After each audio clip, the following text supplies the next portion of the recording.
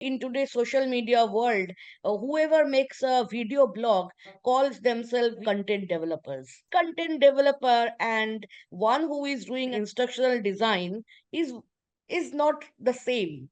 So content can be developed by anyone, but when you do it in a scientific method, that is instructional design. Yes.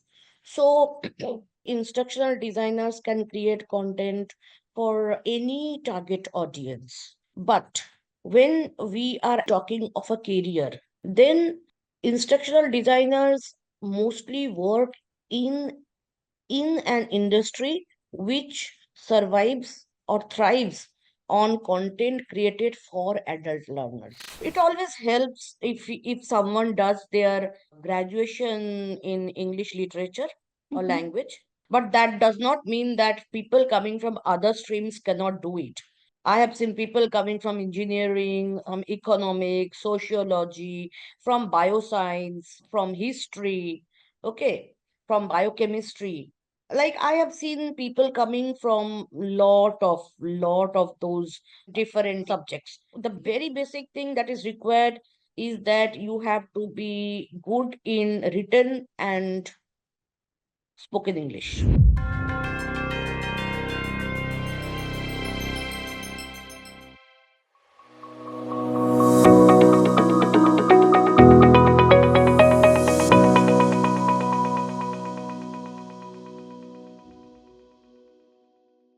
Sammy, thank you very much for giving us your time for this initiative.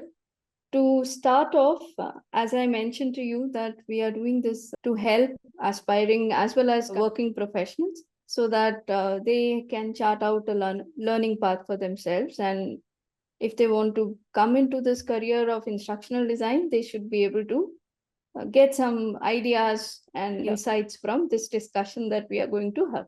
So, with that context, I would like to request you to give us an overview of instructional design. Okay. Thanks, Mover, for the opportunity. Instructional design or ID in short, actually, it's a science where you take any kind of content and make it instructionally sound for the targeted audience so that it becomes comprehensible and easy to understand. That is what instructional designers do. So many people actually relate it to content developer, and that is more predominant term that we have currently in India. So everyone thinks that instructional designers are content developers, but that is not correct. Okay. Instructional designing is more of a scientific approach to how you can make or build content as a proper, structured, instructive, visually appealing content presentation. A simple analogy would be a school textbook. It is divided into chapters and sub-chapters and topics and subtopics with question and answers at the end and some images, right? That division, chunking, and structure for that content for easy comprehensibility for kids is what instructional designers do. So content can be developed by anyone. Even in today's social media world, whoever makes a video blog calls themselves content developers. So that Yes. content developer and one who is doing instructional design is not the same. So content can be developed by anyone, but when you do it in a scientific method, that is instructional design. Mm-hmm. Did I make sense? Yes. So You we are basically talking about learning content creation, right? right. So because when you're talking about content developer versus instructional design, we can also say that content developers are basically people who are writing content for, it's like any article you write, any website content you Anything. write. Yeah. So that is But part of content development, but then that's not instructional design, definitely. no. Yeah. Instructional design is very scientific. You do it with a scientific bent of mind, with an approach, a methodology. Mm-hmm. So content developers, they can create any content. Even if you're writing a letter, that is a content that you are creating, right? But when you are an instructional designer, you are having a methodology. So there are a lot of methodologies in instructional design. There's a taxonomy that is used to create, and some objective. You have to actually define why you are creating the content, that is the objective, what is the content and how it can be structured. And then if you want to measure the learning, how you can measure the learning. So all these as a structure, as a methodology, is done by instructional designers. It has to be learned. So basically, primary purpose of instructional design is to make learning easier, right? Yes. That's And the main appealing. object. Appealing, And yes. appealing. Appealing. Appealing to the masses. No one wants to just read a boring textbook, right? Yes. Yeah. So basically, it should be motivating people to Yes. pick up the book or pick up whatever learning content is there so that they are Absolutely. able to read. Yeah. Okay. Absolutely. Specifically, this is very, very applicable for adult learners. For adult learners, the attention span is very short. According to scientific researches, an adult learner cannot concentrate. It lasts only about 20 to 25 minutes at one stretch. So within that 20 to 25 minutes, if you have to teach an adult learner something, some concept, then what is the methodology that you are going to apply so that they learn whatever they learn? So you have to present it in short chunks. So, that is how, those are the methodologies, those are the scientific approach that an instructional designer take. And as I said, that has to be learned. Yeah, you can attempt to write based on reading others' content, but instructional design isn't something that you can just go ahead and start writing. Yeah, and I would give you a very relevant, modern, technologically related analogy. So, we are now talking of generative AI, right? It's all over the market. And when you are talking about that, many people, everyone, kids these days are very tech savvy. So they have all heard about Chat GPT. Feed in anything in Chat GPT and they can even write a story for you. But do we call that instructional design? No, because there is no methodology to it. That is why I feel that instructional designing, that particular field can never fade out. Okay. You spoke about adult learner. Okay. Yes. So then we have different age groups. Are we creating content based on that? Yes. So instructional designers can create content for any target audience. But when we are talking of a career, then instructional designers mostly work in an industry which survives or thrives on content created for adult learners. Okay.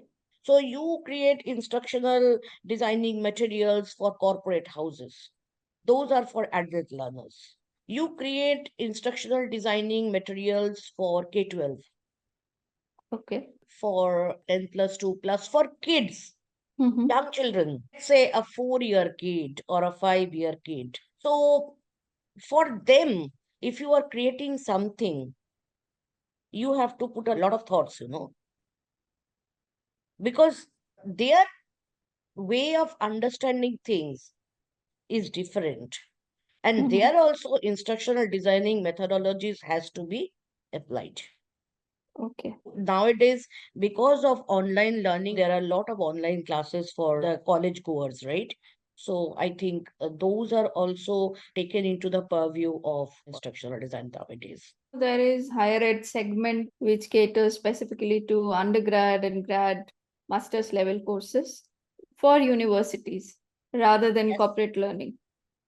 Yes, there are also a segment which comes under those government yojanas, preparing a skilled workforce. So their urban club, then Swiggy, Zomato delivery boys, even, So some and vocational training. yeah, those are some of the segments for which lot of people are working right now. Teaching them, we teaching village people, village women how to sew or how to create something to earn on their own, to become independent. Even there are contents that are created for them also. Okay, so again, we are dealing with It's an a it's a adult vast learner. it's a Yeah, vast world, I would say, out there. yeah. So, It like, covers a vast world. and there are Yes, many government programs or government yes. initiatives which are supporting these people become independent. I worked on a project which was for different types of technicians, like radiology technicians and then Yes, yes. OT technicians. So yeah, there is some content creation happening in those spaces also. That's for adult learning, specific to a skill area. Yeah. Absolutely. Okay. So we have kind of got an idea of what where all ID is used, the scope basically in a way. And when we speak about corporate learning, in fact, I spoke to an L&D person, and there also we were looking at areas. If your core skill is writing, then where can you contribute in the L&D space? So obviously, instructional design and all the content creation that happens for corporate employees, basically, there also you are using instructional design. So that makes it a huge, vast work space that you get. Vast possibility out there. Yes. Anyone who is coming into this space, it Yes. depends on what they want to do, where they want to apply their ID skills, in Mhm. which field. So you see, they have a lot of options. So now, in terms of pay scale, I know it would differ from company to company and the career level you are at. But can we give a broad No, range? it really does not start from there, Muwa. In India, you can pick up a certification or diploma from Symbiosis. They run a distance learning program on ID. Then there are small companies who train and mentor IDs, and they also give certifications or diplomas. Anyone who wants to come into this field and knows good English skills, writing skills, and speaking skills also.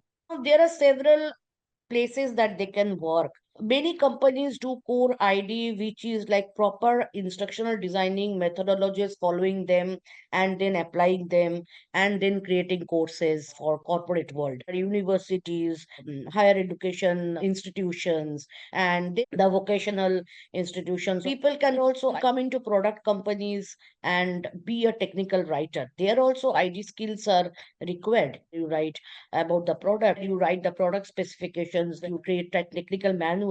So that's another field. Don't mix it with technical writing. You can actually be an instructional designer in ERP field. You can write content for SAP, Oracle, ERP systems. And companies who implement those systems, they always need training materials. Okay, Product so training. We're that talking is, about yeah, product training. Yeah.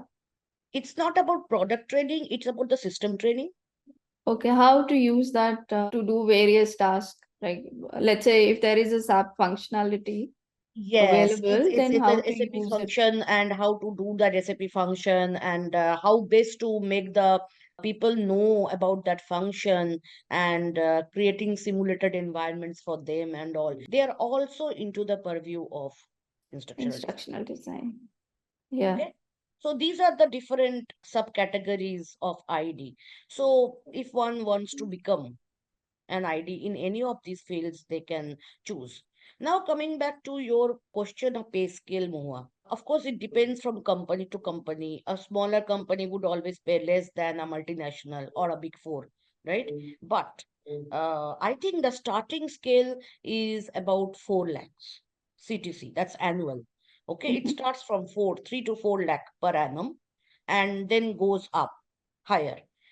Even within that, your ID for corporate functions and your ID skills for SAP writing, system writing, those pay higher than technical writing and higher education writing. Okay. So Yeah. And then, you start at the lower rung if you consider it as a ladder, a corporate ladder, or any ladder per se. So you are at the lower rung when you join a fresher. I mean, I'm just talking from a fresher perspective. If you're fresh out of college and you do not know what to do, but you are good at writing and speaking, so you can think of this career option. So you start at the lower rung, and maybe you are just creating some content as a content developer or as a junior id, right? Then you move up to a senior id, lead, and then you move up to an id manager. Okay, then you can move higher and higher and higher. There is really no looking back if you really put in that amount of hard work and pick up your skills as you go along the way. Now, I have seen one very interesting career path, Muhua, that people who join ID after, let's say, 7 years, they become an ID manager. Mm-hmm. And from ID manager, many of them actually move into proper managerial position, Project proper management. management programs. Like that is how people actually have moved. I have seen many, many people moving like that. So, yeah. And then on the way, they have picked up management skills. They have done some certification, they have done some MBA, and then they apply for higher salary and higher bands. Mm-hmm. So, those are also possibilities. Yeah. Also, one more thing I must stress, and it is like MUST is all caps, okay? I must stress is that keep yourself updated with the industry knowledge, what is Mhm. happening. And don't just think that I am given a task and I can do that and complete my task and the job is done.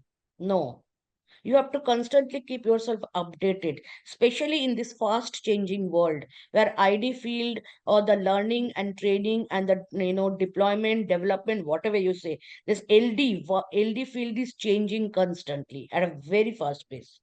And you have to really know and update your knowledge as you go along. Only then you will survive. You really have to have a survival mechanism in the world. That is very important. It is not just hard work, it's smart work. Yeah, always. I think I answered your question about the job. Yeah, so basically, when we were talking about the pay scale, we touched upon what could be the lowest pay scale. We said that What is the it highest? can, yeah, like if you remain in the instructional design world only, and if you're not moving to project management. I don't know. Middle management in ID, like middle management in ID can have 30 to 35 lakh per annum. Okay. So it's quite decent, I would say, for people.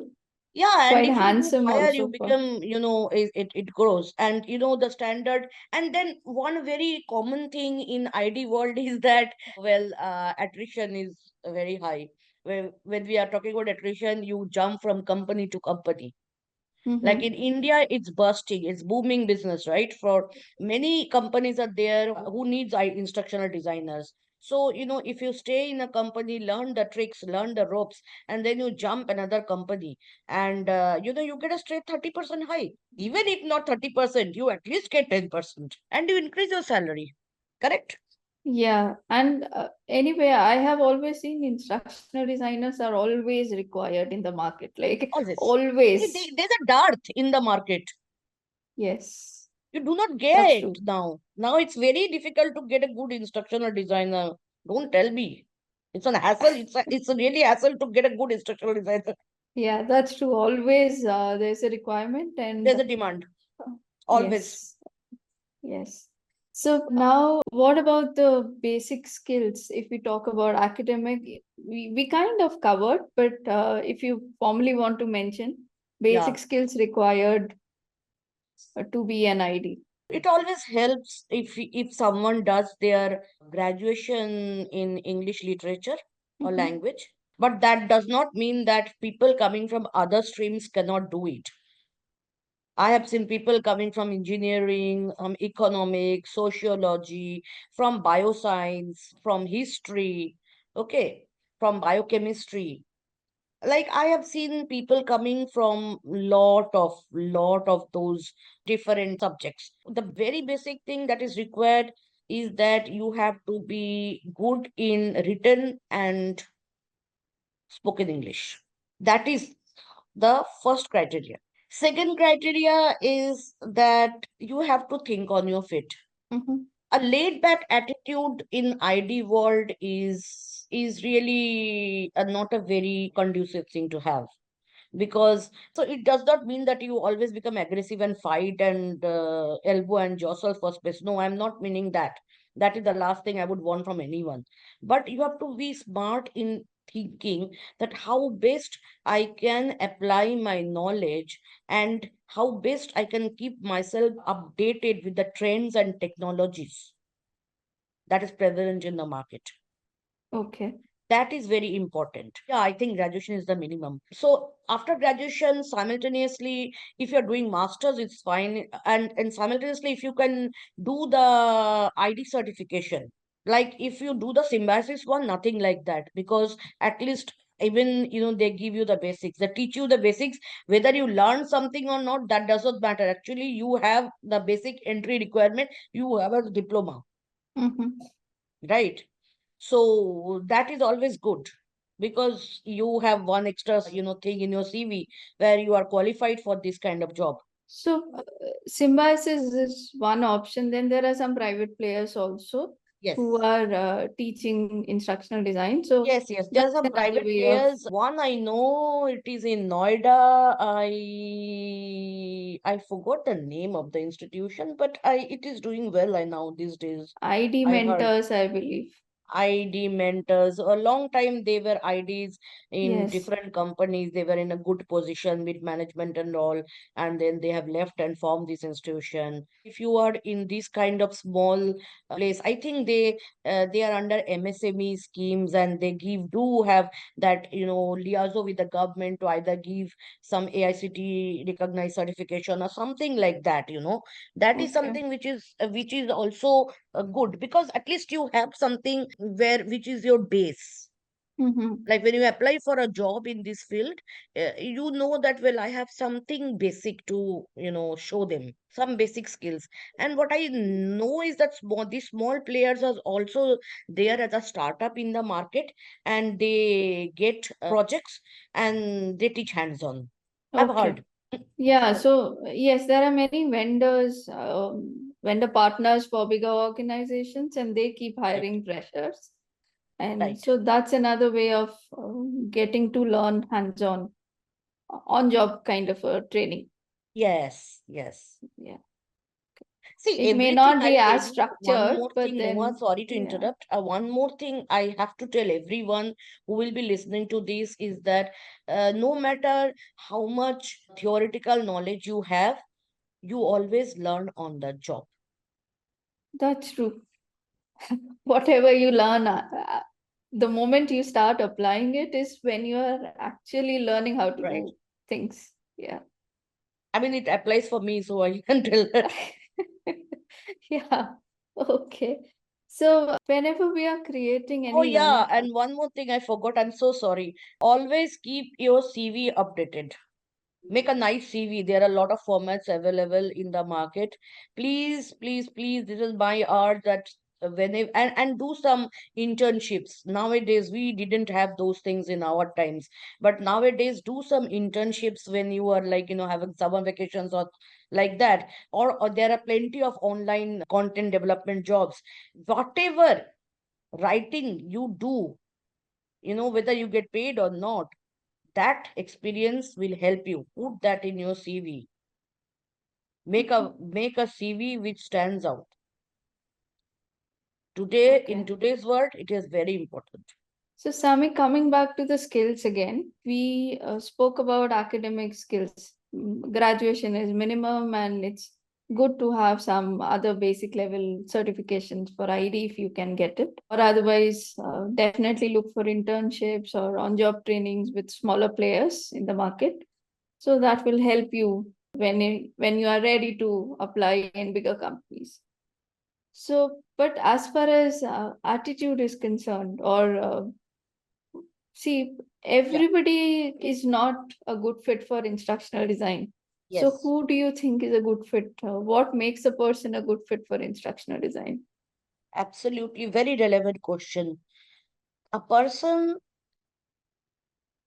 who can think on his or her feet, who is smart enough to recognize the trends, which way the wind is flowing, and I'm talking from my experience, and who has a good attitude, is flexible with his or her time management, and I will tell you, I'll come back to this one, and also one who is a good team player. Okay. If I have to hire someone from off campus, I would look for, first for me is a good attitude, good written, not written, maybe good speaking skills, whether you are willing to work in a team, whether you are flexible enough to take up work at the drop of a hat, how willing you are to do the job, and lastly, I will look at your skills. Skills can be built, attitude can't. I'm very, very clear about that. That's So true. you don't have to be street smart, but have a good attitude, be polite, you know when to speak, what to speak, recognize what is going on around you, be smart enough to apply your skills, and have a thinking mind, please. Yeah, that's very important thinking mind. Very And important. another thing if I consider my career, I started as a trainer, then moved to instructional design, then moved to project management. So I know instructional design, you need to be very, very patient.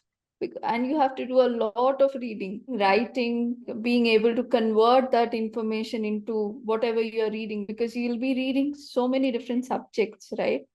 So appetite for that has to be there. Otherwise, after a point, it will feel that, okay, maybe you are not a good fit for that. What do you think?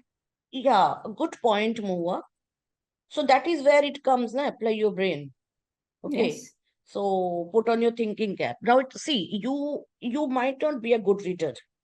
You might not be liking to read storybooks, or you do not read storybooks, you do not read fiction, non-fiction, what do you do not read? People are there, hundreds and hundreds of people are there in the corporate world as an ID who do not read. Outside their job, they do not read or write, right? But that does not mean they are not successful. They are very successful. Okay. So it does not matter whether you read or you write outside your work. When you are in the zone in your career, you have to grasp several different kind of content. In one project, it might be from healthcare industry. In another project, it might be from manufacturing industry, poles apart. In another project, it might be from education industry, right? So you have to, as you said, you have to read a lot of content. That is where your thinking brain comes, your knowledge comes. It is always very very important that a lot of companies I have seen, they give people opportunity to do a domain certification, internal certification, not outside, internal certification in life sciences industry, or oil and gas industry, or aerospace and defense industry, whatever. So these companies wants their IDs to know about the domain they are writing about. So they give these internal certifications. It is always good to do them so that you know about the industry you are writing. Okay. Outside But that, whether you are reading books, whether you are writing something, it really does not matter. yeah, no, That is what coming I from a meant. bookworm, okay? I Yeah. consider myself a certified bookaholic. So yeah, I live alone with me and my books. Like I always say that. Who lives with you? I said, yeah, me and my books. So but it is coming from a bookaholic that you do not have to read, and a published writer. So, so it does not matter. Don't be scared that if I do not read, I do not write outside my job, I'm not a good idea, or I'm not cut out for this world. No, no, doesn't matter. All it matters is So whether you apply your brains there. yes, that's correct. So basically, what I meant is people who don't like to read at all, and if they have to constantly read, because then there will be a problem, right?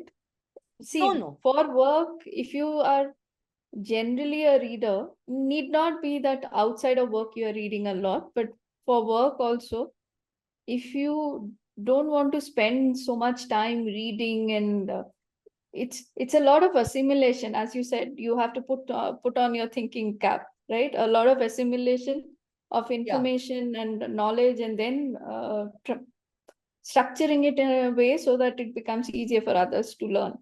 So right. a lot of thinking, a lot of patience, all that is required, plus a lot of standards have to be applied, so that understanding also needs to be there. That's why you have to be, if you do a graduation in English literature or language, it helps. Otherwise, you have to learn. Yeah. And If another you thing have is, to, if you do not know that, what is the standard of writing for American English and British English, then you have to learn. that's correct. Yeah. And Okay. then comes Australian English also, which is a very strange amalgamation of British and American. So people get confused all the time. I have seen so many. But the thing is that, then see, something is on the job learning, as I said. If you really have to succeed in this world, you have to apply your skills in learning every day. You need PowerPoint skills, you need Microsoft Word skills, you need Excel skills. Those are other skills. You have to know Office very well. Microsoft Yeah, Office, yes. yes, you have to know Microsoft. You do not know you need not know Microsoft Project Manager or Microsoft Access. That is not required. But Word and PowerPoint and Excel, my dear, has to be there as your core skills in this world, Mhm. which is not to be bothered about, because nowadays kids learn all those things in their schools. So Yeah, that's people come with that knowledge already. they are armed with that. Yes. In our days, we had to learn. Yes. Yeah, because I don't know about you, but I am from that generation when there was no computer. Okay. Yeah. Okay. So, Sami, moving on to the next question. Whenever you are creating a learning content, just an instructional designer by themselves won't be able to create a complete finished product, right?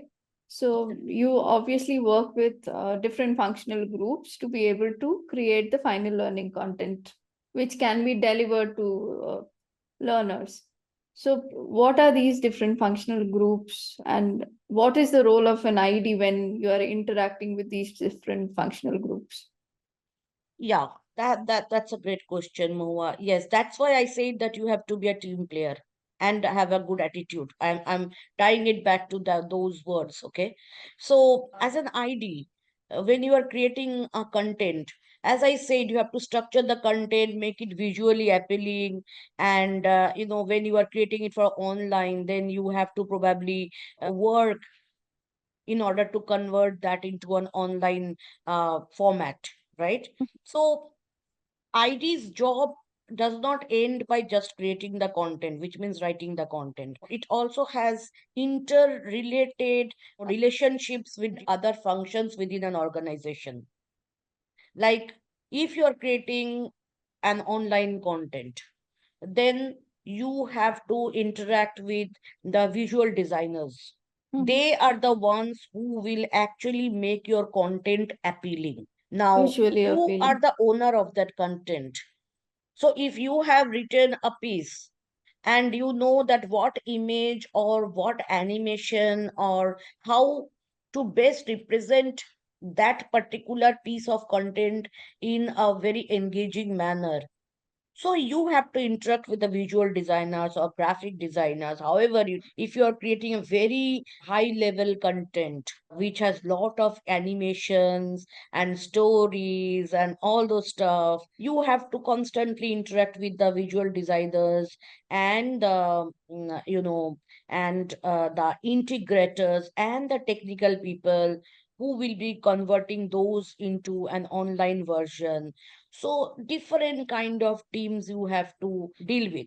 Also, when you are creating a content for a system, let's say SAP, some SAP module you are creating, then you have to actually work with the functional consultants of that particular system, SAP program, to understand and take the data and and create that.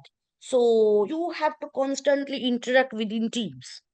And of course, one thing nowadays is very prevalent is that instructional designers themselves are actually playing the role of all of it, like visual designer as well as the technical part of it, integrator, with the help of many tools that is available in the market. So those are also very important, like the tools training and all. So that's why again I will come back to that you have to constantly upgrade yourself and know what is going on in the industry and learn. Yeah, there are many companies where you have to work with rapid Do authoring everything. tools. Yes. Yeah, the So, authoring tools, yes. yes. So, yeah, it's not just Then in writing on a SAP word. functions, you have to capture simulations, right? System Mm-hmm. replication, to use a layman word.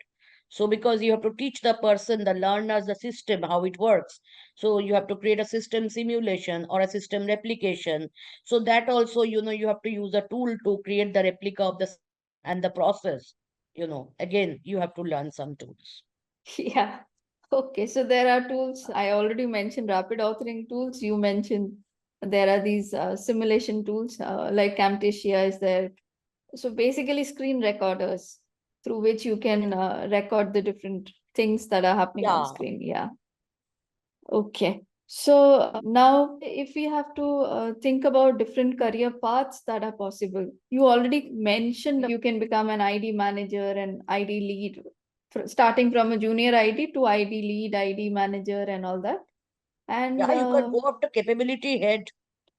yeah, skill manager, skill head. There are different terms that are used Skill in head, different capability organizations. manager, whatever. You can be a content function head.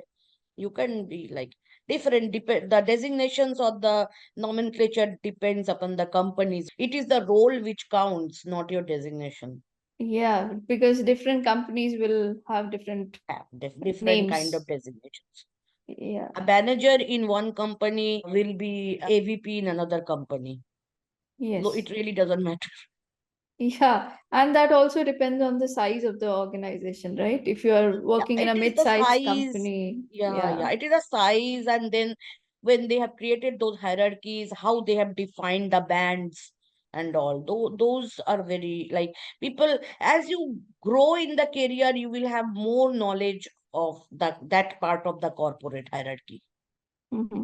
Then you will So understand that an AVP is a manager in another company, is a senior manager in another company, is a functional head in another company. It doesn't matter. It is a role which counts. Role defines your salary, your designation doesn't.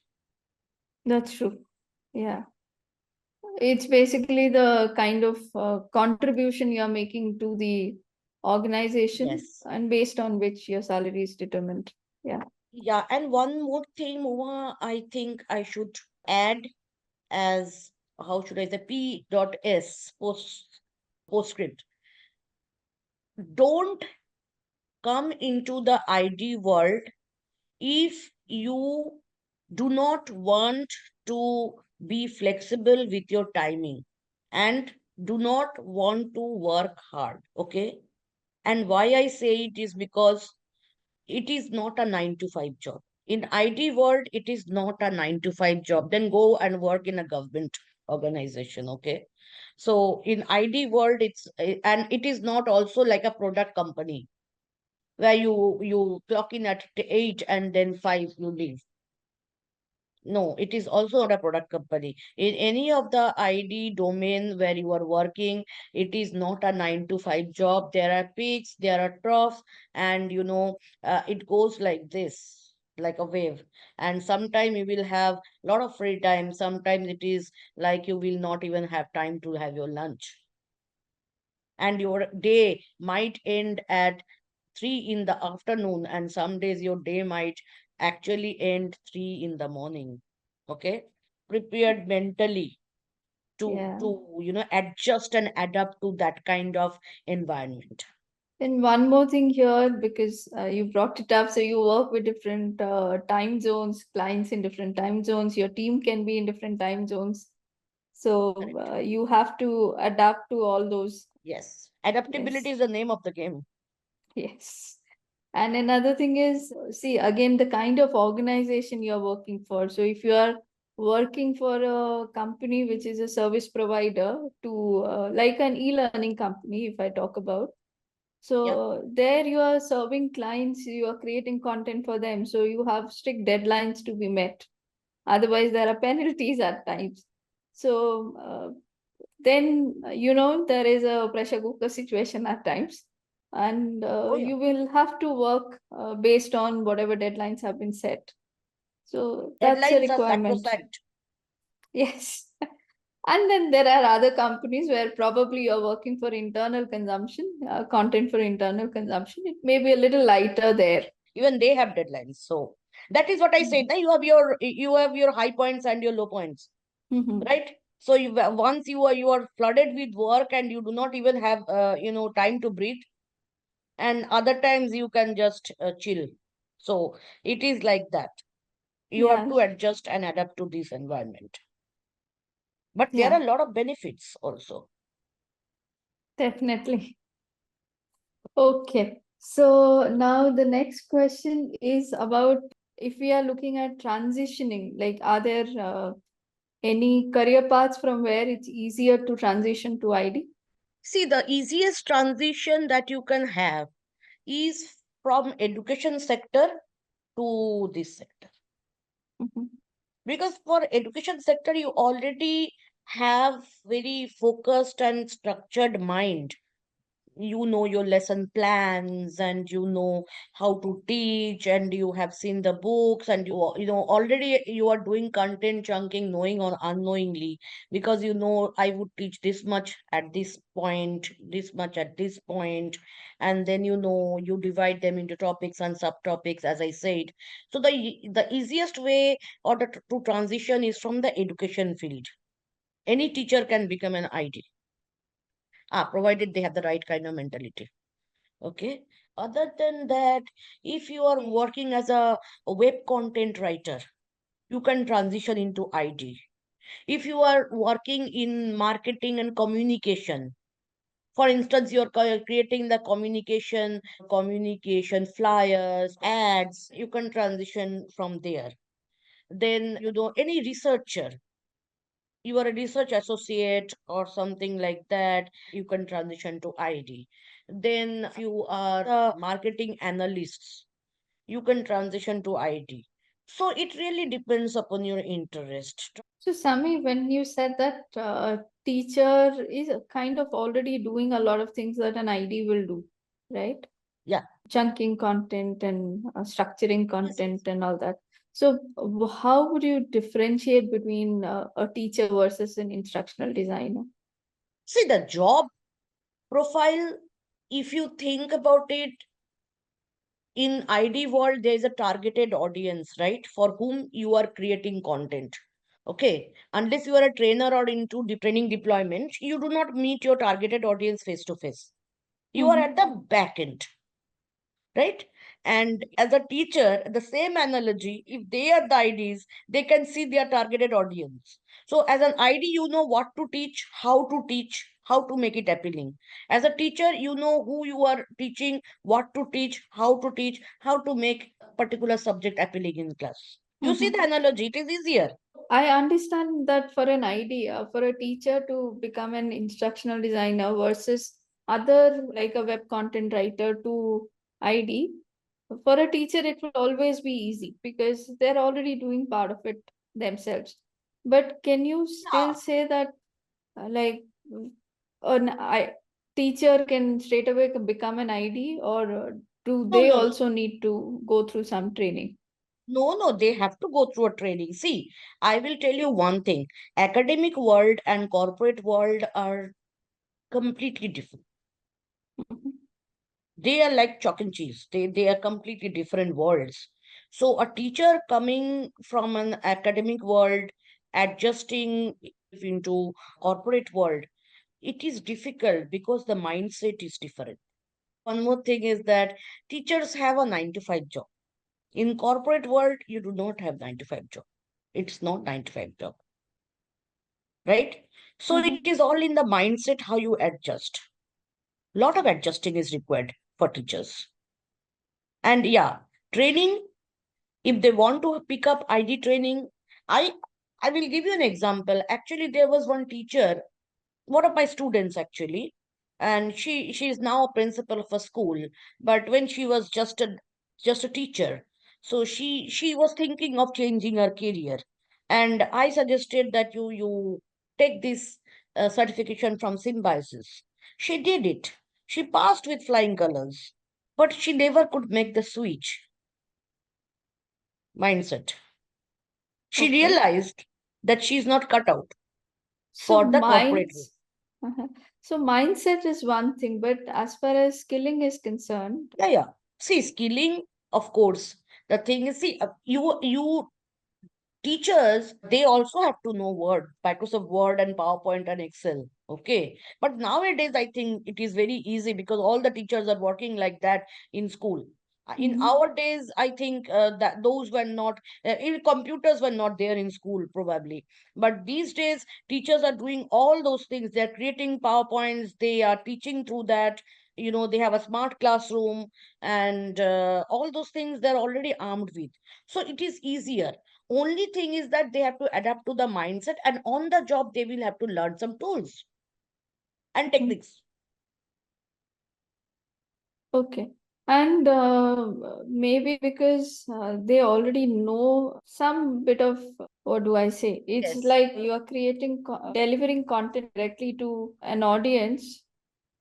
But when you're writing content for an audience that is not visible to you, you do not know them, you don't have an option to modify the content, right? Yeah. Based on how the participants are reacting to your content. So I think there will be that difference that they have to think of when they are writing the content, or Lot of things. See, that is primarily what I said. It is an adjustment of the mindset.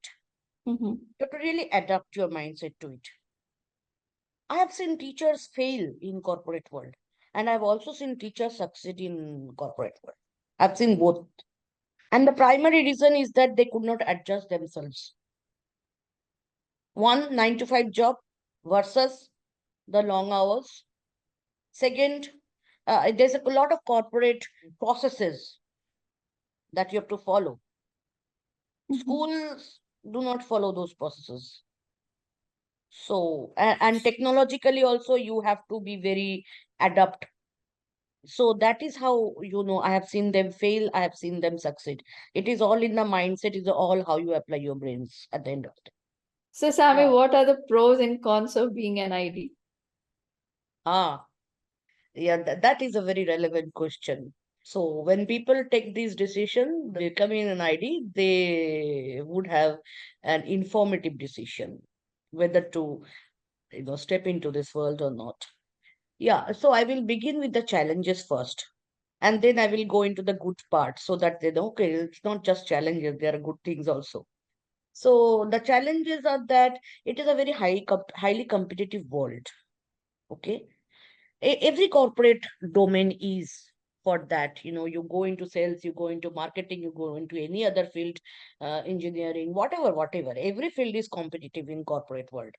ID is more competitive because first, you are getting into a field where you do not know what to expect. Mhm. Every time you have to reshape yourself. At one point you are working maybe back to back two projects in the manufacturing industry. So now you know, okay, I am very prone with manufacturing industry. I will continue. I know everything. Next month, you get a project on healthcare. It's a 360-degree. Again, after healthcare, when you think, okay, I know healthcare projects.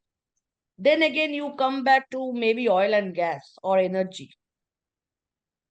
So this content field continuously changes for you. It's like a backdrop after backdrop, scene after scene after scene. Okay. So it becomes very difficult. It's challenging to adjust to that ever changing functional domain every time. And that leads to a lot of mental fatigue. One. Second, if you are not updated with the technology and the trends of this market, you will fall behind. Someone else will take your cake. So that is something which is very important. You cannot, if you want to succeed, you have to somehow find yourself to keep abreast of the developments in this world and see what you can do to adapt to it and learn it, or how best you can learn it. It becomes very challenging for people, trust it, because it is a very high pressure job. I would say 60% people do not know how to do a time management. And then after completing their entire work, as you said earlier, Moa, the deadline, people have to work under very pressured deadline, right? It's a very crunch time, very distinct deadlines, very high pressure on you to deliver. So after that, you might come with the question, where is the time to learn? And trust me, I hear it often. But the thing is that if you do your time management, you can always find time to learn. At times, it's like a pressure cooker, as you said. Too much stress. And people I have seen cannot cope up with this kind of stress and leave this world. But you see, there are positives. You have to think that this is just a job and situation. No job is without pressure. But even people in government jobs work under very high pressures. All the IAS, IPS, all those civil servants. So the thing is that these are very challenging for people, and often people leave after some years because they cannot cope up with this kind of pressure. And well, it is a survey that shows that many people leave due to bad bosses and bad managers. Luck by chance, if you are under one such manager, you lack your total motivation and you are prone to leave. Because day in and day out, people cannot take that.